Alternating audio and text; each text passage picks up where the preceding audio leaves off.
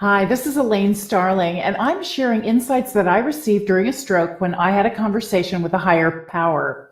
And I was speaking in the last video about one of the three different tools that you receive that allow you to be having a completely human experience because you've forgotten that you are actually the embodiment of God, the embodiment of spirit.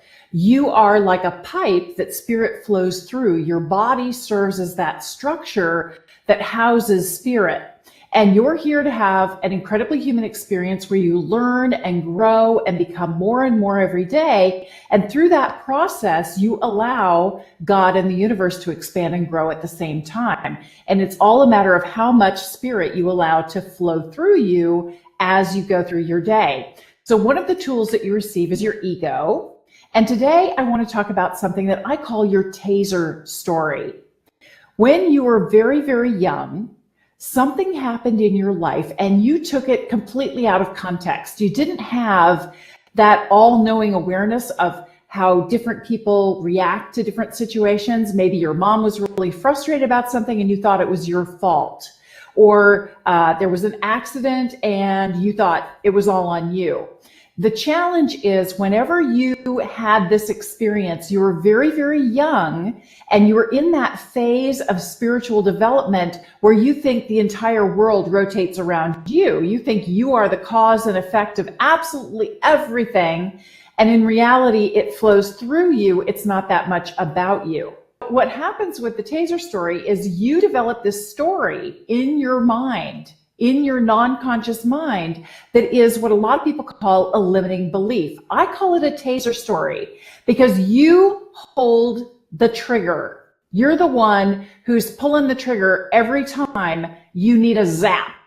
And your taser is kind of U-shaped and you're like right in the middle of the U. You're running as fast as you can to stay ahead of the taser. You don't want to get zapped. But you have created these beliefs, these rules for yourself on what constitutes a good person, on who you truly are. And you tend to judge yourself far more harshly than anybody else would.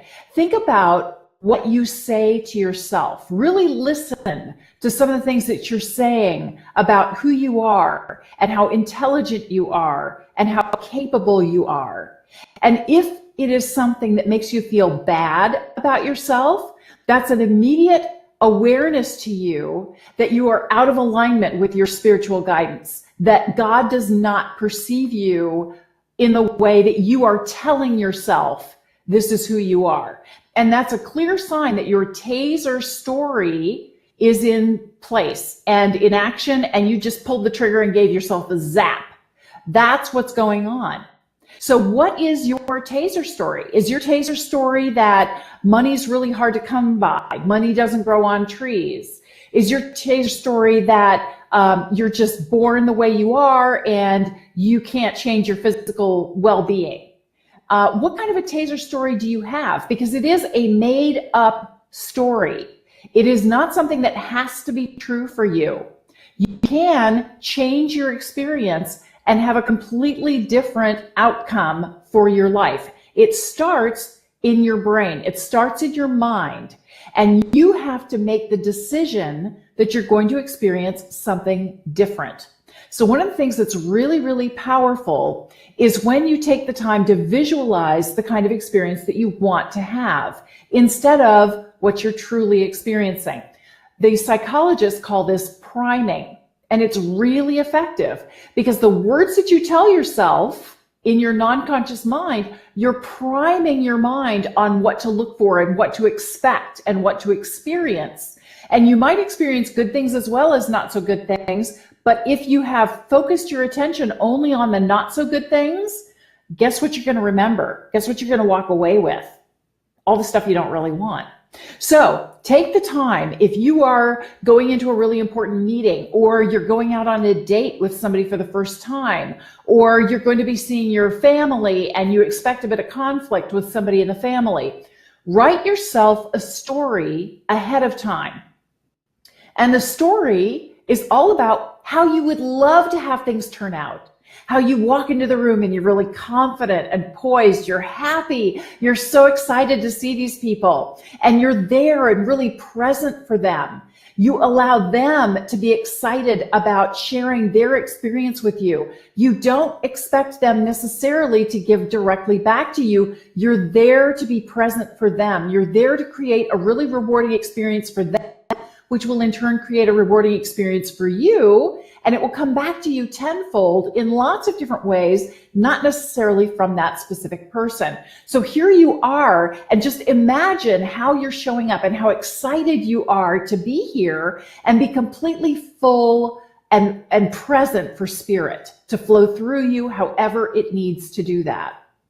When you write that story down for yourself and you get really excited about how you feel when you walk in the room and the different people that you're going to meet, it's amazing what can line up for you. I was doing an exercise and I identified that I wanted to meet a mentor during the day. Just at some point during the day, I wanted to have an aha experience with a mentor.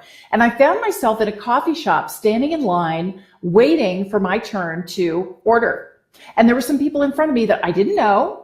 No idea who they were. I caught part of their conversation, and they were having a conversation about something I had no idea what they were talking about, but something they said was relevant to something I was working on, and it sparked an idea in my head, and boom, whoever that stranger was, I still don't know who they are. This was somebody who turned out to be a serendipitous mentor for me, because they identified something that I needed to know that I hadn't anticipated in advance. And that could totally change your Taser story. You can get rid of any incorrect assumptions like you are not enough. That's totally bogus. You are more than enough. So whatever your story is, it's time to flip it around, open it up, and create more opportunity for yourself. I hope this was helpful to you. Please do comment, like, and share the video. And I would love to hear what your Taser story is. I'll share more great tips from what I learned during my stroke when I had a conversation with God tomorrow. Have a great day.